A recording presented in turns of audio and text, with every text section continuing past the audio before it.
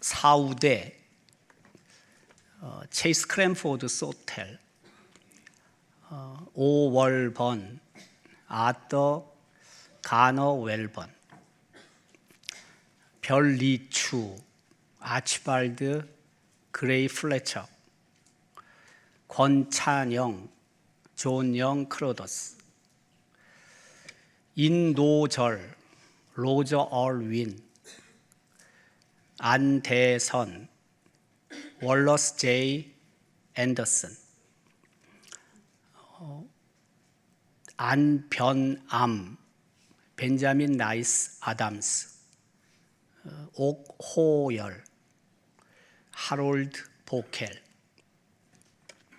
우열성, 스탠튼 윌슨, 조운선, 올가 잔슨, 설의돈, 벤자민 쉘돈, 안동 선교부 초기 선교사님들의 이름입니다. 이들은 모두 미국 북장로 교회에서 파송받아 한국에 왔고, 그리고 안동 선교부에서 그리스도의 복음을 전한 분들입니다.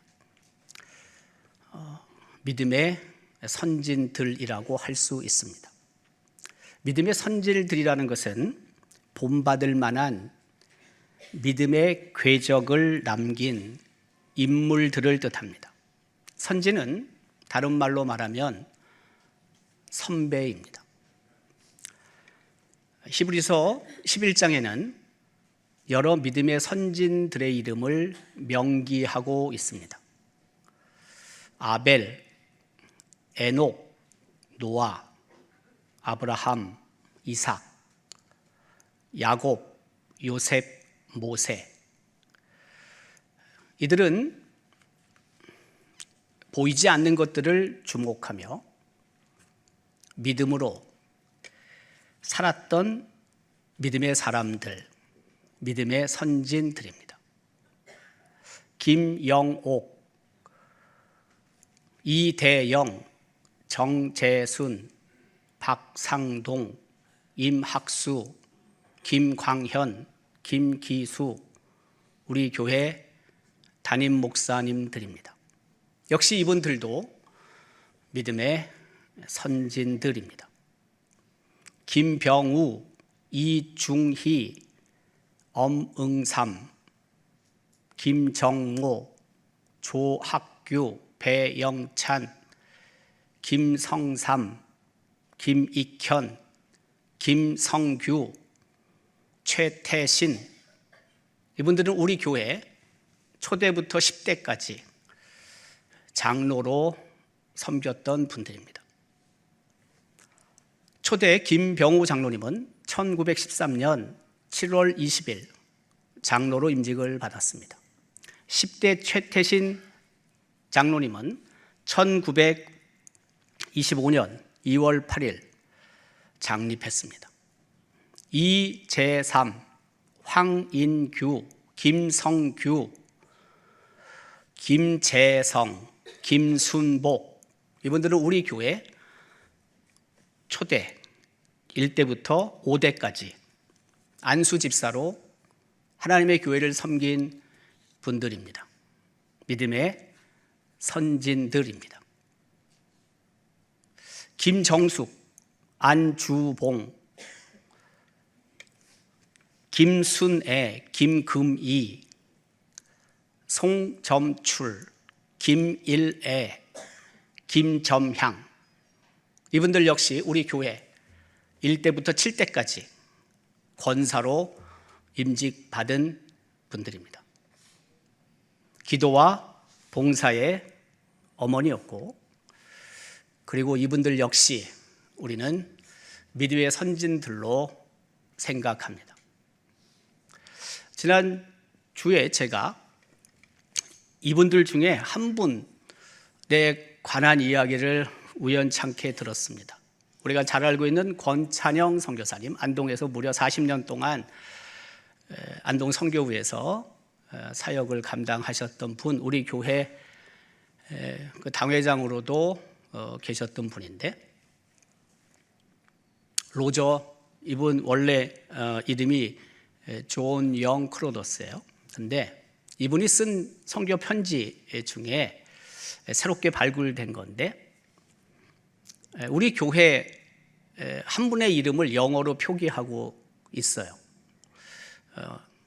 골드. 그 다음에 젠틀. 그 다음에 러브를 썼어요. 골드, 김인데 김이잖아요. 골드는 김실 말하는 거예요. 김을 말하는 거예요.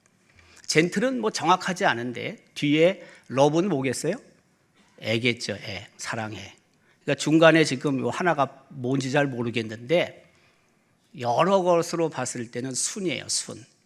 김순애. 우리 교회 세 번째 권사님이에요.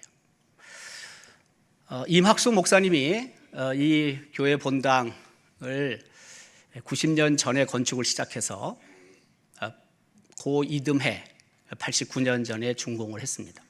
그때 임학수 목사님이 이분 이름을 언급했다라고 권찬영 선교사님의 편지에 나온다는 거예요. 김순애, 골드, 젠틀, 러브라는 여인이 하나님 앞에 건축 예물을 드리고 뭐 여러분들이 했지만, 그러나 특별히 이분이 아마 소중하게 한 것 같아요. 그래서 이 건축할 때 큰 역할을 했다라는 글이 편지에 있다는 거예요.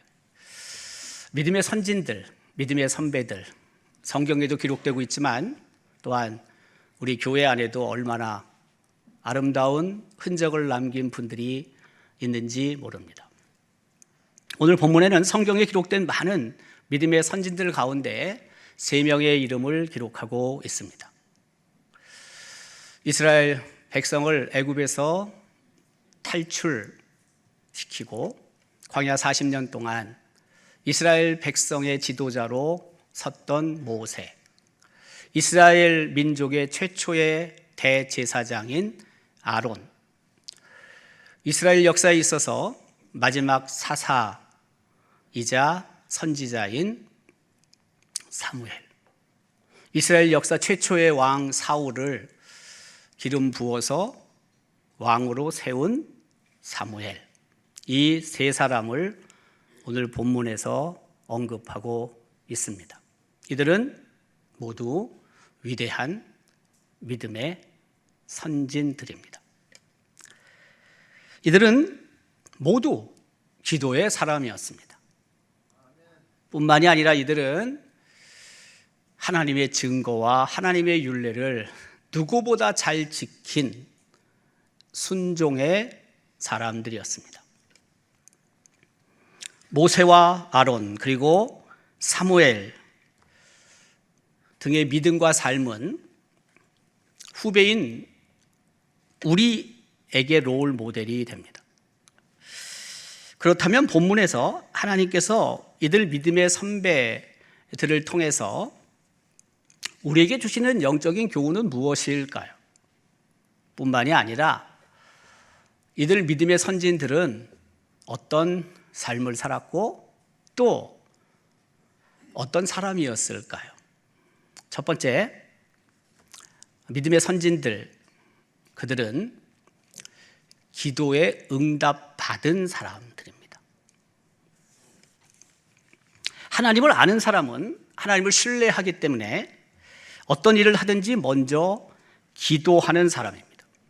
제임스 패커라는 목사님은 하나님을 아는 사람이란 모든 것을 하기에 앞서 기도하는 사람이다라고 말을 했습니다. 그렇습니다. 하나님을 아는 사람은 자신의 능력을 과하게 생각하지 않습니다. 하나님을 아는 사람은 그래서 자신의 능력을 의지하기보다는 하나님의 능력을 의지합니다. 그래서 그들이 어떤 일을 하기에 전에 하나님 앞에 나가는 것이고, 그리고 하나님께 무릎을 꿇고 기도하는 거죠. 하나님 앞에 나가 하나님께 기도한다는 것은 다른 뜻이 아닙니다. 하나님을 하나님으로 인정한다는 뜻입니다. 하나님의 능력을 신뢰한다는 뜻입니다. 어떤 일을 시작하기 전에 먼저 하나님께 기도한다는 것은 겸손하다는 뜻입니다. 믿음으로 기도한다는 것은 보이지 않는 하나님의 능력, 손길을 의지한다는 뜻입니다. 기도한 후에 움직인다는 것은 하나님보다 앞서지 않는다는 뜻입니다. 이런 사람을 하나님이 어떻게 좋아하지 않을 수 있으시겠습니까? 그렇다면 우리는 왜 기도해야 할까요? 기도하는 이유는 무엇일까요? 가장 큰 이유는 하나님께서 우리의 간절한 기도를 기다리고 계시기 때문에 그렇습니다. 1897년 미국에서 출생한 A.W. 토저 목사님은 20세기 미국 교회의 부흥을 선도한 분입니다. 그는 기도의 사람으로 알려져 있습니다. 토저 목사님의 고백입니다. 하나님은 당신을 향한 우리의 간절함을 기다리고 계십니다. 간절한 기도를 하나님이 기다리고 계신다. 그래서 우리가 기도해야 한다 라는 뜻입니다. 하나님은 간절한 기도 소리를 듣고 싶어 하신다. 은혜를 바라며 간절히 기도하는 사람을 하나님은 찾고 계신다. 그래서 기도해야 한다는 것입니다. 하나님은 우리의 필요를 너무나 잘 알고 계시는 분이지만 그럼에도 불구하고 간절하게 기도하는 사람을 보기를 원하시는 거예요. 오늘 본문에는 간절한 마음으로 하나님께 기도한 믿음의 선진들을 기록합니다. 앞서 언급한 모세, 아론, 그리고 사무엘, 바로 이들이 기도의 삶을 살았습니다. 하나님께서는 그리고 그들이 기도할 때 응답하셨다고 본문은 기록합니다. 6절입니다. 그의 제사장들 중에는 모세와 아론이 있고 그의 이름을 부르는 자들 중에는 사무엘이 있도다. 그들이 여호와께 간구하며 응답하셨도다. 모세와 아론과 사무엘의 기도를 하나님이 들으시고 하나님께서 응답하셨다는 겁니다. 본문 8절에도 하나님이 응답하셨음을 또다시 기록합니다. 여호와 우리 하나님이여 주께서는 그들에게 응답하셨고, 응답하셨다는 의미는 책임을 진다는 뜻입니다. 응답하다, 리스판드, 응답, 리스판스, 응답하는 리스판시브, 리스판시브에서 리스판시빌리티라는 게 나와요. 책임이에요, 책임. 응답은 책임지신다는 거예요. 우리가 하나님 앞에 기도할 때 하나님께서 그 기도를 들으시고 응답하신다는 것은 우리의 기도를 들으신 하나님께서 그 기도에 책임지시겠다는 뜻이에요. 그래서 하나님께 우리는 간절한 마음으로 기도해야 하는 것입니다. 하나님께서는 출애굽한 이스라엘 백성이 금송아지를 만들어 놓고 그리고 그 금송아지가 이스라엘 백성을 애굽에서 나오게 한 신이라고 떠들면서 숭배하는 것을 보시죠. 얼마나 답답한 일이 벌어졌습니까? 하나님이 진노하시죠.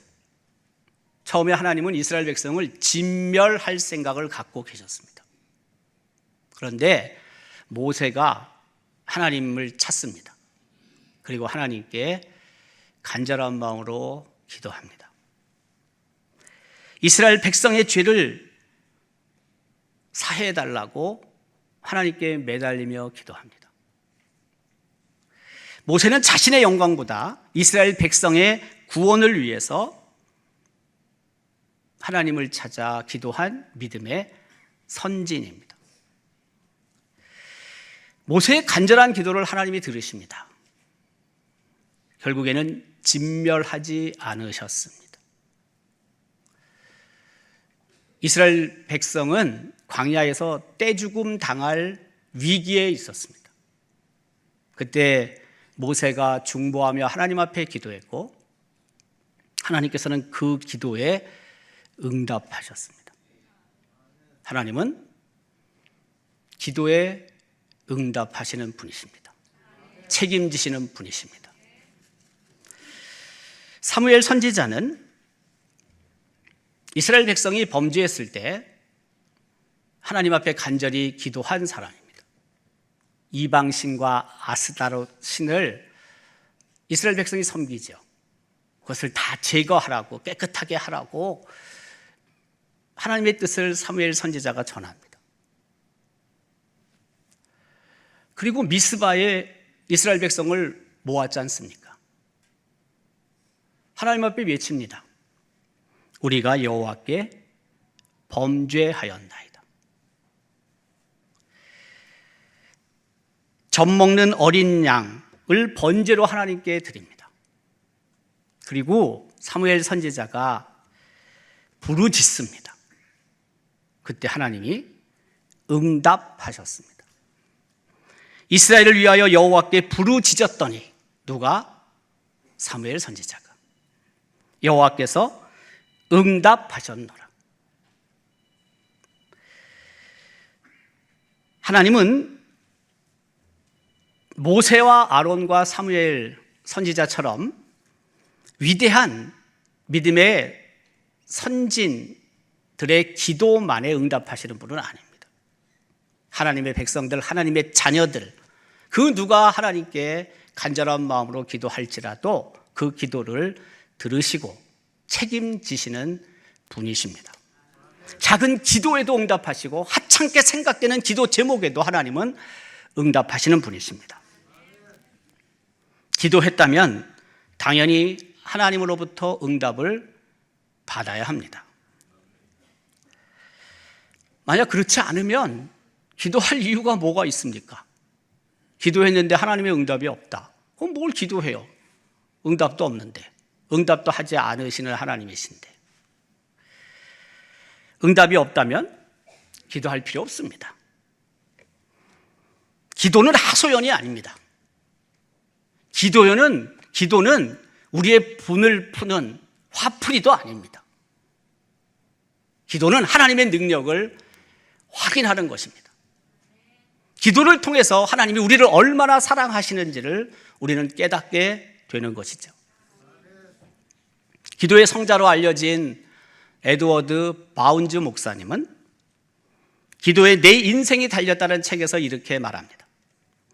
하나님의 한결같은 가르침은 우리가 구한 것을 받을 것이며 찾는 것을 얻을 것이다. 찾는 것을 얻을 것이며 우리가 두드린 문이 열리리라는 것이다. 이것은 우리가 구하면 주시겠다는 하나님의 말씀에 따른 것이다. 하나님은 우리 기도에 응답하지 않으심으로 우리를 실망시키지 않으실 것이고 우리가 구하지 않는 다른 것을 주시거나 우리가 찾지 않는 것을 발견하게 하시거나 우리가 두드리지 않는 엉뚱한 문을 열어주심으로써 우리의 청을 거절하지 않으실 것이다. 좀 복잡하게 생각하지 마십시다. 단순하게 생각합시다. 기도하면, 간절히 기도하면, 믿음으로 기도하면 하나님은 들으시고 응답하신다. 이게 원칙인 겁니다. 기도자가 가져야 할 자세는 하나님은 우리 기도에 반드시 응답하신다는 것입니다. 하나님의 응답을 가로막는 장애물은 결코 이 세상에 존재하지 않는다는 것입니다. 기도의 가장 본질적인 목표는 그래서 응답인 것입니다. 믿음의 선진들은 자신의 기도에 신실하신 하나님께서 응답하실 것을 의심하지 않았습니다. 그들은 기도의 확신을 갖고 있었는데 그 확신이 어느 정도냐면은 하나님의 말씀이 진리잖아요. 그 하나님의 말씀 진리에 대한 확신과 내가 기도했을 때 하나님이 응답하실 거라는 그 정도가 같았다는 거예요.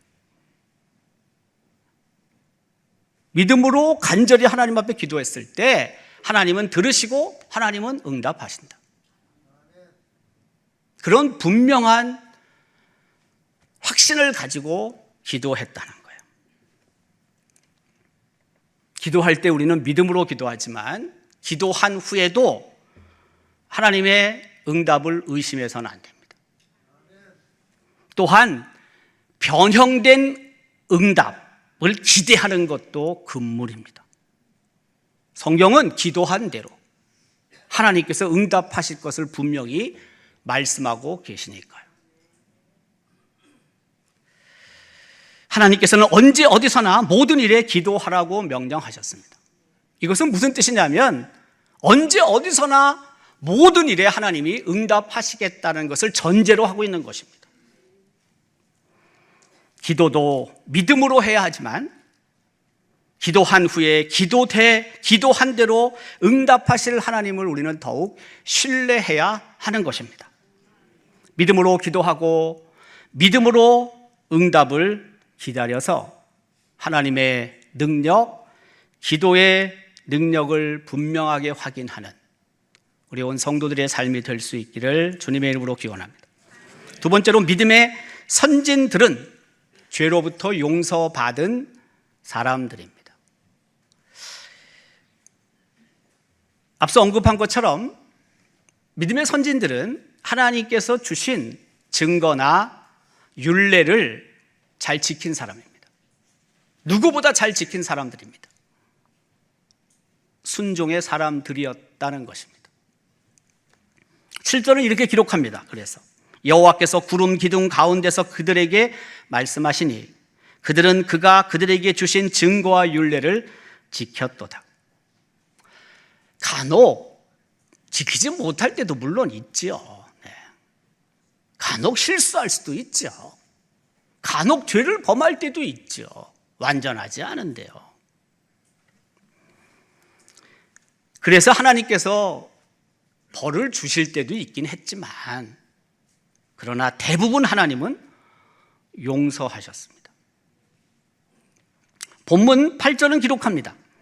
그들이 한 대로 갚기는 하셨지만, 이게 무슨 뜻이냐면 죄를 범하면 하나님께서 벌을 주기도 하셨지만 그 뜻이에요. 하나님은 또한 그들을 용서해 주신 분이십니다. 하나님의 속성이 사랑이기 때문에 하나님은 용서하실 수밖에 없었을 것입니다. 때때로 말씀을 지키지 못해도 결국에는 사랑의 하나님께서 용서하셨다는 것입니다. 대제사장 아론이 범한 대표적인 죄가 뭐냐면 앞서 언급한 것처럼 시내산에서 이스라엘 백성이 금송아지를 만들고 그것을 숭배했을 때 이것을 막지 못했다는 것입니다. 아니, 막지 못하기 이전에 이 금송아지를 만드는 일에 오히려 아론이 앞장을 선 겁니다. 출애굽기 32장 24절은 아론의 당시의 행동을 이렇게 기록하고 있습니다. 내가 그들에게 이르기를 금이 있는 자는 빼내라 한즉 그들이 그것을 내게로 가져왔기로 내가 불에 던졌더니 이 송아지가 나왔나이다. 이게 변명입니까? 뭡니까 도대체? 이스라엘 백성 손에 있는 금가락지 다 뽑아가지고 자기가 가져왔고 자기가 그것을 불 속에 집어넣었더니 불 속에서 갑자기 송아지로 변해가지고 한 마리가 나왔다는 겁니다. 참 중요한 것은요, 이 사건이 있기 이전에 하나님께서는 이미 아론을 대제사장으로 임명하셨다는 거예요. 대제사장인데 막았어야죠. 네. 그런데 자기가 금송아지를 만들어내요. 자기가 하나님이 이스라엘 백성을 애굽에서 해방시킨 분이 아니라 이 금송아지가 이스라엘 백성을 애굽에서 탈출시켰다고 말을 해요. 여러분, 하나님 마음이 얼마나 아팠을까요? 얼마나 뿔이 나셨겠습니까? 물론 그 이후에 앞서 언급한 것처럼 모세가 간절한 마음으로 하나님께 부르짖어 그 기도를 통해 하나님이 용서하긴 하셨지만, 이 대제사장 아론의 행태는 사실 큰 심판을 받아 마땅하죠. 그런데요, 하나님께서 아론의 대제사장직을 박탈하지 않으셨습니다.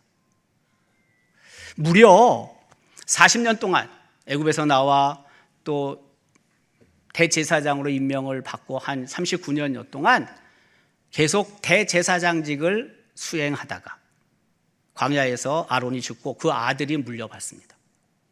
이게 무슨 뜻입니까, 여러분? 당연히 박탈됐어야 하는데 하나님께서 용서하셨기 때문에 대제사장직을 그대로 유지할 수 있었다라는 뜻입니다.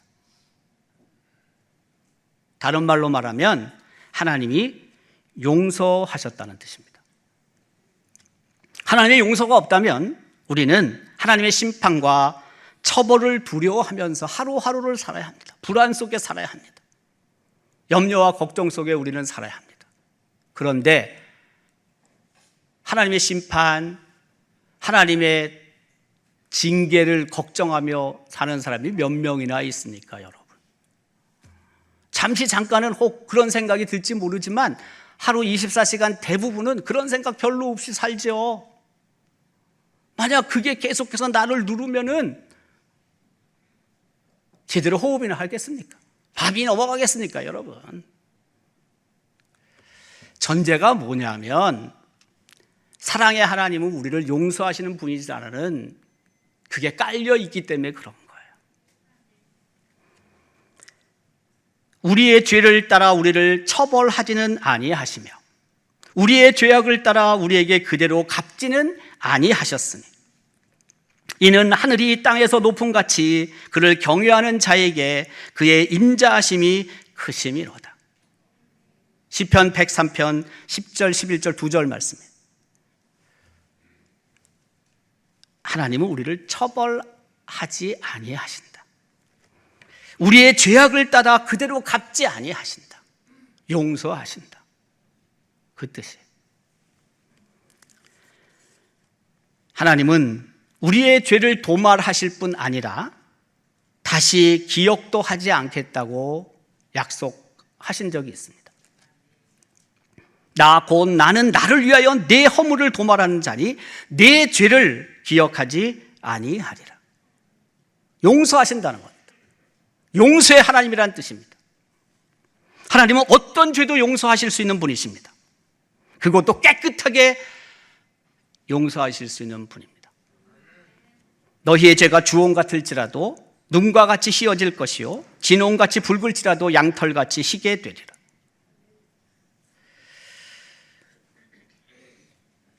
그러나 우리가 믿는 하나님이 용서의 하나님이라고 해서 마음 놓고 죄를 지어도 된다는 뜻은 아닙니다. 하나님이 우리에게 베푸시는 용서는 날마다 죄를 멀리하고 하나님의 말씀에 순종해야 할 이유가 되는 것입니다. 무조건적인 사랑으로 용서를 받았기 때문에 이제는 죄로부터 돌이켜 새 사람으로 살라는 하나님의 뜻이 그 속에 있는 것입니다. 뿐만이 아니라 하나님께 받은 무한한 용서를 기억하고 다른 사람을 용서하며 살라는 하나님의 마음도 이 속에 담겨져 있는 것입니다. 우리가 얼마나 속이 좁습니까, 여러분? 좁쌀보다 적어서 만났을 때는 웃으며 인사하는데 속으로는 아니잖아요. 용서하지 못하는 우리의 분노가 있잖아요. 분노가. 좀 속 좁게 살지 말라. 그게 바로 용서하시는 하나님을 바라보면서 우리가 느껴야 하는 거라는 거예요. 이웃을 비난 더 이상 하지 말고 더 정죄하지 말고 이제는 그냥 청산하고 용서하며 살라는 거예요. 그게 바로 우리를 용서하시는 하나님의 백성이 해야 될 용서에 관한 개념인 거예요. 우리 하나님은 기도에 응답하시고 우리가 한 행위대로 갚으시지 않고 용서하시는 분이십니다. 하나님은 반드시 응답하십니다. 그래서 우리가 기도해야 될 이유가, 간절히 기도해야 될 이유가, 믿음으로 기도해야 될 이유가 있는 것입니다. 하나님은 용서하시는 분이십니다. 그래서 더 이상 너무 죄책감과 자책감에 사로잡혀 낙심하며 살지 말라는 것입니다. 용서받았으면 슬픔이 기쁨으로, 근심이 즐거움으로, 낙심이 소망으로 바뀌어서 보다 힘있게, 능력있게 살라는 뜻입니다. 믿음의 선진들이 우리에게 보여준 이런 아름다운 삶의 모습이 있습니다. 우리는 그 정도로 믿음이 좋지도 않고 그 정도로 본받을 만한 믿음의 궤적을 갖고 있지도 못하긴 하지만, 그러나 하나님의 자녀들, 하나님의 백성들에게 하나님은 똑같이 말씀하시는 게 있습니다. 간절히 기도할 때 응답한다. 나는 용서하는 하나님이다. 응답을 믿고 용서를 체험해서 우리의 남은 삶이 더 힘있게, 더 감사함으로 기쁨 가운데 살아갈 수 있기를 주님의 이름으로 기원합니다.